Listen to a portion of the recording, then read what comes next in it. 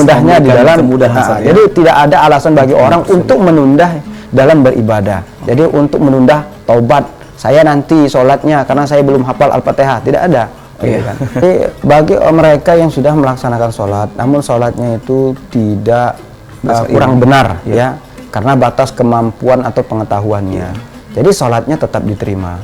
Perkara dia membaca surah tidak membaca surah Al-Fatihah, sepakat para ulama bahwa Al-Fatihah itu termasuk bagian daripada rukun, maka harus dibaca.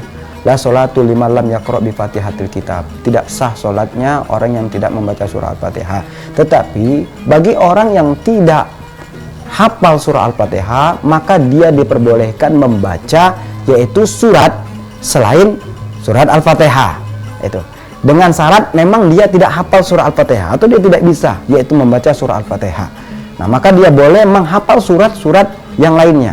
Nah, kalau seandainya surat yang lainnya juga dia tidak mempunyai hafalan, yaitu Al-Quran, maka diperbolehkan dia membaca Subhanallah walhamdulillah wala ilaha illallah Allahu Akbar. Tidak juga hafal dia ucapan Subhanallah walhamdulillah wala ilaha illallah Allahu Akbar, maka boleh dia membaca apa yang dia hafal. Kalau seandainya juga tidak ada yang dihafal, misalkan dia mu'alaf ya, baru masuk Islam ya kan wajib dia sholat. Nah, maka dia cukup mengikuti yaitu orang sholat saja gitu.